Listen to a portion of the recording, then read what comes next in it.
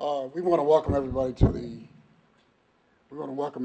the 33rd annual American Book Awards, sponsored by the Before Columbus Foundation.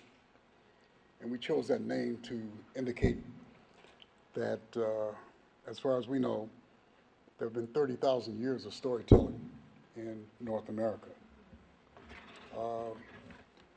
Some of the members of our board of directors are a John D. MacArthur Fellow, a recipient of a Presidential Medal, the current Chancellor of the Academy of American Poets, and finally the current Poet Laureate for the state of California. This event is being co-sponsored by the English Department and the African American Studies Department. And we acknowledge their generosity and for bringing us to this historic room, the Maud Fife room. I thought everybody would be able to find it. It's like a landmark, right? But some of the great poets of the world, great writers of the world, have appeared here. We want to welcome Richard Hudson, professor, to greet you on behalf of the English Department. He is a professor emeritus and a member of the affiliated faculty of the American Studies program, an interdisciplinary program he founded 25 years ago.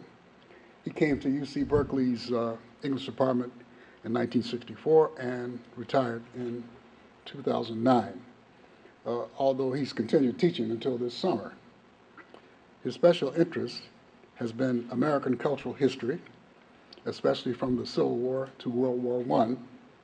He is now the president of the Western Literature Association and will host 300 to 400 people in Berkeley at their annual conference in October of 2013. And he says in parentheses, good luck with that. This is Professor Hudson.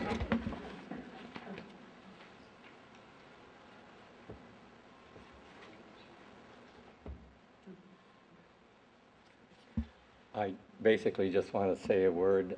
You happen to be in the jewel room of the English department.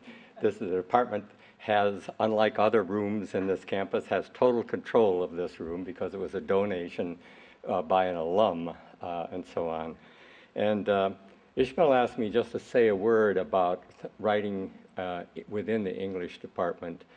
And since I came here almost 50 years ago, there has been a great demand for writing courses from our students, undergraduate students, as well as graduate students. And there have always been really distinguished writers in this department who are trying to meet and satisfy that demand. When I came, for instance, Josephine Miles was a major poet at the time, as well as a literary critic. And Mark Shore was a novelist as well as a major literary critic. And that tradition of having great literary artists here has continued right down to today. And it includes people like Maxine Hong Kingston and Ishmael Reed, whom we miss a great deal. Ishmael was a fantastic teacher of creative writing. He actually got his students published. And he also made an anthology of his students. And my favorite story is that he read a number of poems at the MLA, you know, the major professional organization of English departments and else, which he read poems by Wallace Stevens and Robert Frost and T.S. Eliot and William Carlos Williams, along with student poems, and tried to get the professors out there in the audience to tell who had written what. And, and they couldn't do it. In any event, these professors, I say, of writing also teach courses in the history of English literature, in world literatures, and in literary criticism. And there is a formidable array of members of the English department now, where this demand on the part of students has gotten greater and greater. For instance, and I'm using poetry here in that old sense of Aristotle, talking about, you know, poetry as simply meaning creative writing and so on.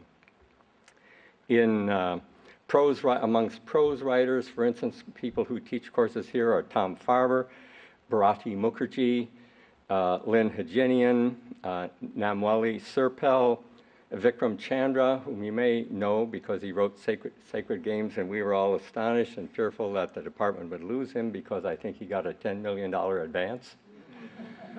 But he's still teaching all these years and is still in very good spirits about that, maybe even in better spirits now that that's behind him, as well as Melanie Abrams Chandra. Amongst poets, there's John Campion, John Choctaw, Cecil Giscombe, who's here, Lynn Hajinian, Jeffrey G. O'Brien, who I think his new book of poems had just won a prize, and then Robert Hass, who you may know was a poet laureate of the United States, and also won a Pulitzer Prize and National Book Award a couple of years ago, and is a very, very popular teacher. And besides that, we have always had great visitors from around the world. This year, for instance, there is a woman poet from Ireland, Catherine Walsh.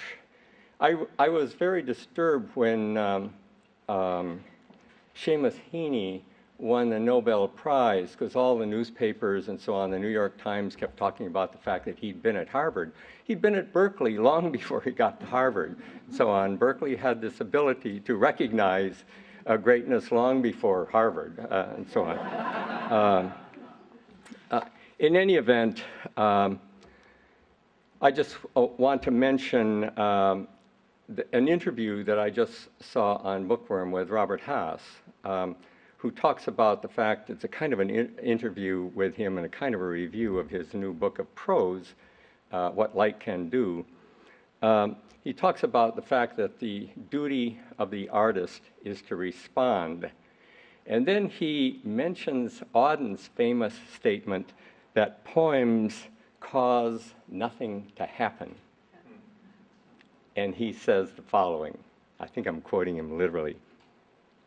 Wordsworth read the German Romantic poets.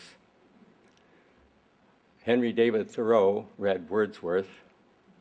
John Muir read Thoreau. Teddy Roosevelt read Muir, and we have the National Park System. This just reminds us of that old statement that you all knew if you ever took an English course of Percy Shelley, that poets are still the unacknowledged legislators of the world.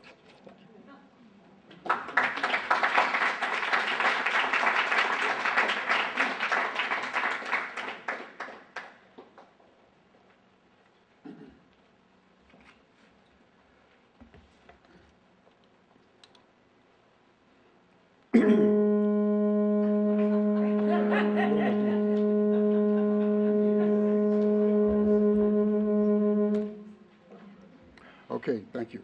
Can you hear me? Professor Nahila Nasir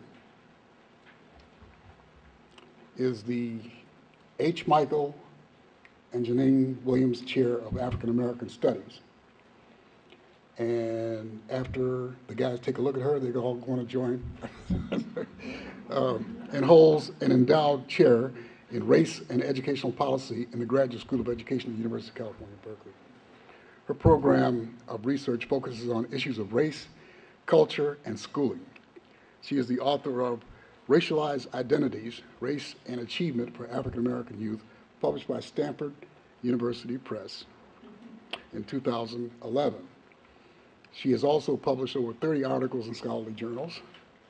She received a teaching award from the African American Student Development Office in 2011, and she strives to integrate her scholarly work with her commitment to community and engage scholarship. And we want to welcome her here. And we want to extend our gratitude for the African American Studies Department co-sponsoring this award ceremony. Professor Nasir.